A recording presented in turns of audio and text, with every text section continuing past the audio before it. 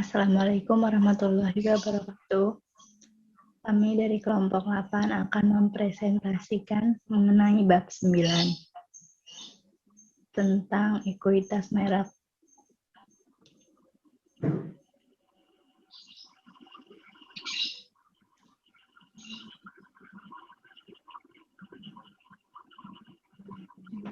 Yang pertama, ada apa itu ekuitas merek?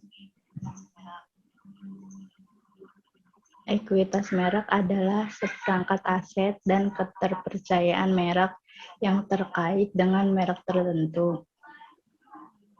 Nama atau simbol yang mampu menambah atau mengurangi nilai yang diberikan oleh sebuah produk, barang atau jasa, baik bagi pemasar atau perusahaan maupun pelanggan. Brand equality atau ekuitas merek adalah salah satu faktor yang mempengaruhi keputusan pelanggan dalam memilih dan membeli sebuah produk.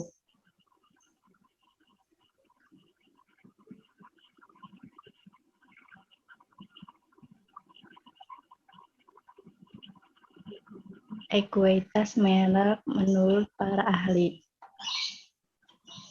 Yang pertama ada David Acker. Ekuitas merek adalah istilah yang digunakan untuk menggambarkan nilai yang diakui serta dimiliki oleh merek berdasarkan gagasan bahwa merek yang kuat dan bereputasi lebih sukses. Yang kedua, ada Philip Kotler dan Keller. Ekuitas merek adalah nilai tambah yang diberikan pada produk dan layanan. Ini dapat dicerminkan dari cara konsumen berpikir, merasakan, dan bertindak sehubungan dengan merek serta harga pangsa pasar. Lalu profitabilitas merek perusahaan.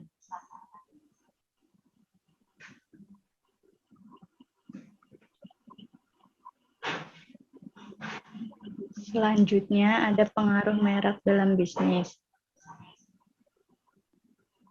Yang pertama, tahan terhadap persaingan. Dengan adanya merek yang kuat, konsumen akan memberikan rasa kepercayaan serta loyal.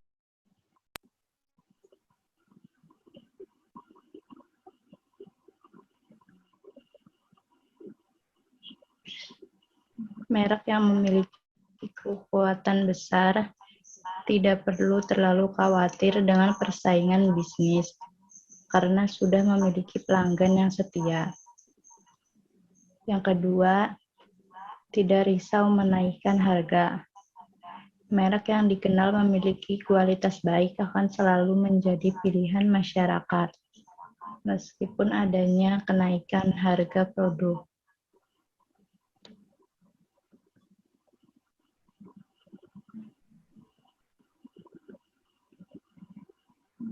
Selanjutnya ada peran merek.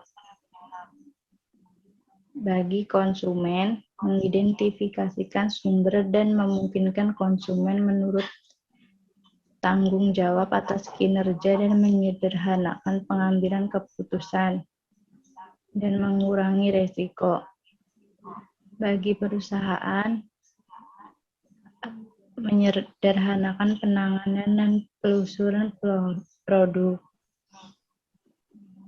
membantu mengatur catatan persediaan dan akuntansi, perlindungan hukum untuk fitur atau aspek unik produk, loyalitas yang memberikan tingkat permintaan yang aman, serta kesediaan membayar lebih.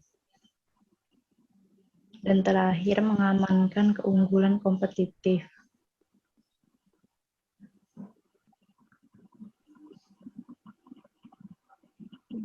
Selanjutnya, ada manfaat merek.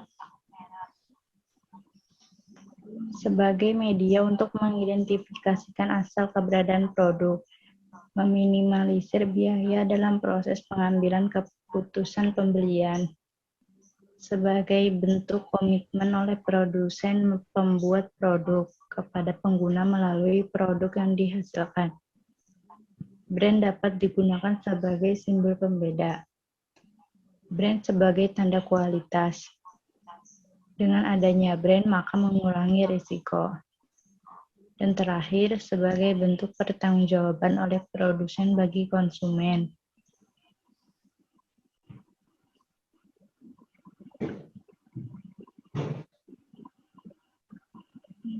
Yang selanjutnya ada ruang lingkup penetapan merek. Penetapan merek adalah memberikan kekuatan mereka kepada produk. Penetapan merek adalah menciptakan perbedaan antara produk. Pemasar dapat menetapkan merek pada seluruh jenis, baik berupa barang fisik, jasa, orang, tempat, ide, ataupun organisasi. Penetapan merek dapat membantu konsumen mengatur pengetahuan mereka tentang produk dan jasa dengan cara menjelaskan pengambilan keputusan mereka, dan dalam prosesnya memberikan nilai bagi perusahaan. Agar strategi penetapan merek berhasil dan nilai merek dapat tercipta, maka pemasar harus dapat meyakinkan konsumen bahwa terdapat perbedaan berarti di antara merek dalam kategori produk ataupun jasa.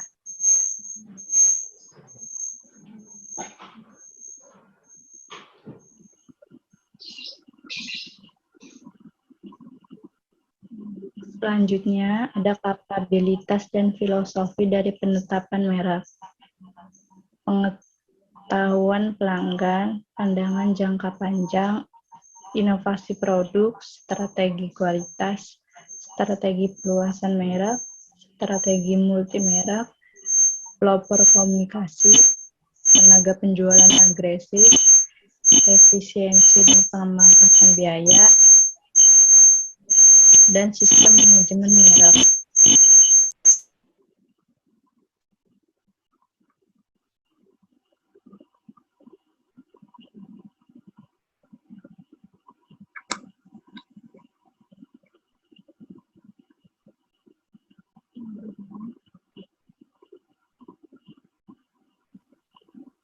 Selanjutnya, ada komponen dari ekuitas merek. Yang pertama, diferensi, mengukur tingkat sejauh mana merek dianggap berbeda dari lain. Yang kedua, ada energi, mengukur arti momentum merek. Ketiga, relevansi, mengukur cakupan daya tarik merek. Yang keempat, harga diri, mengukur seberapa baik merek dihargai dan dihormati. Terakhir, pengetahuan, mengukur kadar keakraban dan keintiman konsumen dengan merek. Komponen dari ekuitas merek, apakah saya mengetahuinya? Diartikan sebagai kehadiran. Apakah ia menawarkan sesuatu? Diartikan sebagai relevansi. Dapatkah ia menghantarkan? Diartikan sebagai kinerja. Apakah ia menawarkan sesuatu yang lebih baik dibanding lainnya? Diartikan keunggulan. Tidak ada yang mengalahkannya, diartikan terikat. Hubungannya lemah atau pangsa rendah dari pengeluaran kategori akan meningkat ke hubungan yang kuat atau pangsa tinggi dari pengeluaran kategori. Resonansi merek, pengertiannya adalah mengacu pada sifat hubungan yang dimiliki pelanggan dengan merek dan sejauh mana mereka merasa sinkron dengan merek. Resonansi merek terdiri dari 4 komponen, yaitu loyalitas pelanggan, brand engagement, kesadaran komunitas, keterlibatan terhadap brand. Pemasar untuk membangun hubungan yang aktif dengan pelanggan. Terlibatnya pelanggan akan meningkatkan loyalitas terhadap brand. Tak hanya pembelian secara berulang, pelanggan yang loyal juga akan menjadi duta dari merek tersebut. Yang harus diperhatikan dalam resonansi merek. Pertama, kinerja merek, yaitu seberapa baik produk atau jasa memenuhi kebutuhan fungsional pelanggan. Kedua, pencitraan merek, menggambarkan sifat ekstrinsik produk atau jasa. Ketiga, penilaian merek, yaitu berfokus pada pendapat dan evaluasi pribadi pelanggan sendiri. Keempat, perasaan merek, respon dan reaksi emosional pelanggan terhadap merek. Kelima, resonansi merek, mengacu pada sifat hubungan yang dimiliki pelanggan dengan merek dan sejauh mana mereka merasa sinkron dengan merek.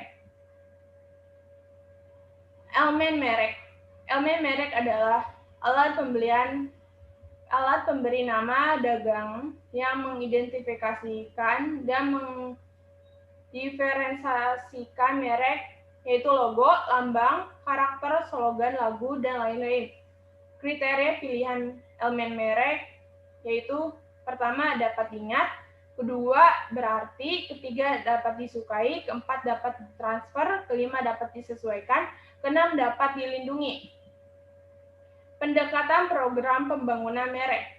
Pertama, personalisasi, yaitu memastikan merek dan pemasaran secara relevan mungkin dengan sebanyak mungkin pelanggan. Kedua, integrasi, maksudnya membaurkan dan menyesuaikan kegiatan pemasaran untuk memaksimalkan efek individual dan kolektif mereka melalui variasi kegiatan pemasaran yang memperkuat janji merek.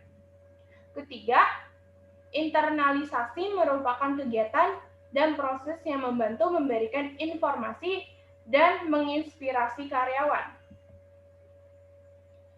Strategi umum penetapan merek. Ada 4 strategi umum penempatan merek. Pertama, nama individual. Kedua, nama keluarga. Ketiga, nama keluarga terpisah untuk semua produk. Keempat, nama corporate plus nama individual. Contoh, Honda Jazz, Honda Accord, Honda Civic, dan Honda CVR.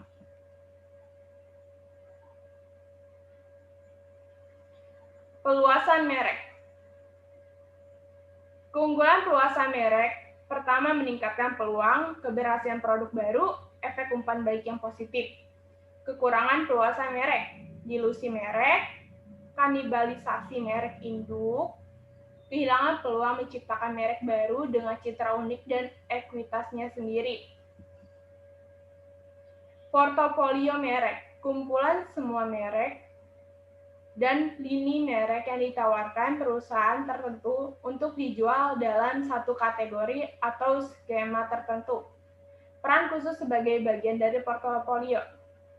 Pertama, flanker, merek pertarung. Kedua, cash cow, merek untuk diperah atau dipertahankan. Ketiga, tingkat formula kelas bawah, low and entry level. Keempat, prestige kelas atas, high-end prestige. Kesimpulan, dalam melakukan ekuitas merek, maka kita bisa mengetahui brand apa yang baik dan bagaimana cara kita menentukan sebuah brand. Dan bukan hanya menentukannya saja, tetapi bagaimana tahap pembangunan merek agar merek yang kita gunakan dapat mudah terjun ke dalam masyarakat dan dapat bersaing dengan merek lain. Sehingga menurut kami, studi ekuitas merek ini adalah langkah awal kita sebelum melakukan promosi. Lalu merek dapat memperluas cakupan, memberikan perlindungan, memperluas citra, atau memenuhi berbagai peran lain untuk perusahaan. Setiap produk bermerek harus memiliki positioning yang berdefinisi dengan baik. Dengan cara itu, merek dapat memaksimalkan cakupan dan meminimalkan tumpang tindih, dengan demikian mengoptimalkan portofolio.